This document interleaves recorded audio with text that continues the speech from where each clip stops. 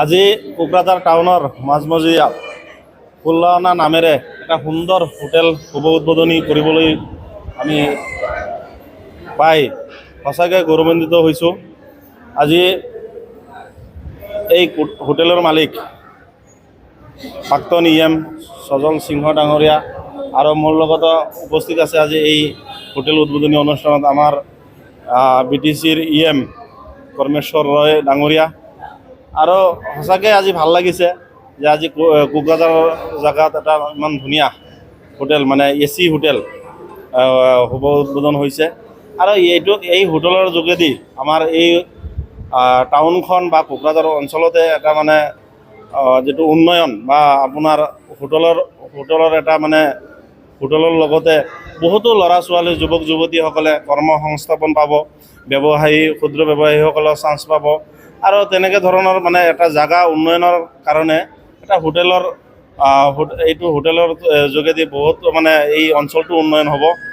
আৰু হোটেলৰ মানে সঁচাকৈ মই যিহেতু মালিক আছে মোৰ লগতে, মই হোটেলৰ মালিকক এটা কথাই মই অনুৰোধ কৰিম যাতে হোটেলৰ যিটো পৰিৱেশ মানে চাফ চিকুণ আৰু মানে কাষ্টমাৰ যিসকল আহিব তেখেতসকলক নিজৰ ঘৰৰ সদস্যৰ দৰে মানে আলহীৰ দৰে মানে তেখেতসকলক মানে যত্ন ল'ব লাগিব।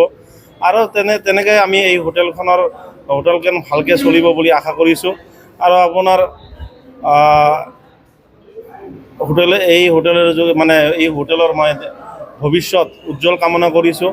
আৰু যিসকল যুৱক যুৱতী মানে বহুতো যুৱক যুৱতীসকলে এই হোটেলৰ লগতে জড়িত হৈ থাকিব, তেখেতসকলক কৰ্মসংস্থাপনৰ লগতে আৰু তেখেতসকলৰ মানে ভৱিষ্যতে এই হোটেলৰ লগত জড়িত থাকিব। সকলোৰে উজ্জ্বল ভৱিষ্যত মই কামনা কৰি আৰু হোটেলৰ মালিক আৰু হোটেলৰ উজ্জ্বল ভৱিষ্যত মই কামনা কৰিছোঁ। যিখিনি আমাৰ খাদ্যপ্ৰেমী ৰাইজ আছে, মানুহ আছে, তেওঁলোকৰ কাৰণে সঁচাকৈ আজি এটা ভাল খবৰ। আৰু আজি আমাৰ BTCৰ প্ৰাক্তন সন্মানীয় সজল সিং ডাঙৰীয়াই যি আজি হোটেলৰ ব্যৱস্থাপনা কৰিলে, তেওঁক ধন্যবাদ জ্ঞাপন কৰিছোঁ।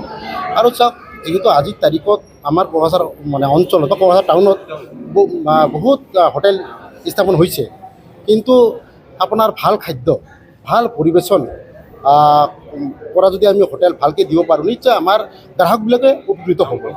আৰু আজি আমাৰ BTCৰ সন্মানীয় ফুড এণ্ড চিভিল ছাপ্লাই মানে তেখেতে আজি উদ্বোধন কৰিলে, ময়ো লগত আছিলোঁ।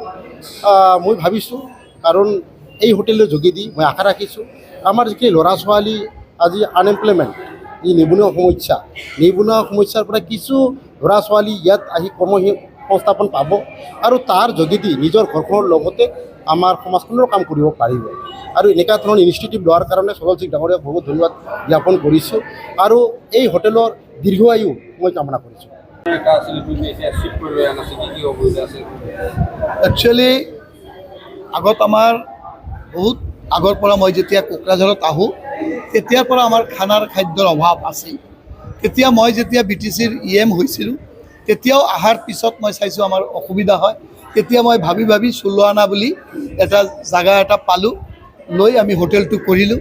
কিন্তু তাত চাফিচিয়েণ্ট স্পেচো নহয়, আৰু তাত যিহেতু অলপ পুৰণা বিল্ডিং, তাত মানে মানুহখিনি যিটো আমাৰ অলপ আগত মহোদয়ে কৈছে দুয়োজনে, যে এটা নিট এণ্ড ক্লিন লাগে, স্পেচ লাগে, মানুহক অলপ লাক্সাৰিয়াছ লাগে, ছাৰ্ভিচ লাগে। তো এইখিনি সেৱা দিয়াৰ কাৰণে আজি আমি এই জেগাত আমি এটা বেংকুৱেট হল বনাইছোঁ।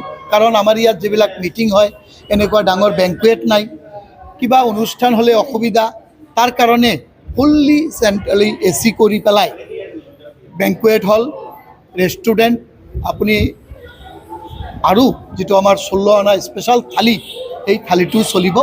সেইকাৰণে মই ভাবোঁ, অলপ আগত মহোদয়সকলে কৈছে যে কৰ্মস্থান পাব 100%। ইয়াত 60ৰ পৰা 65 ষ্টাফ এমপ্লয়ী কৰ্মস্থান পাব। অলৰেডি আমাৰ 54 আমি লৈছোঁ।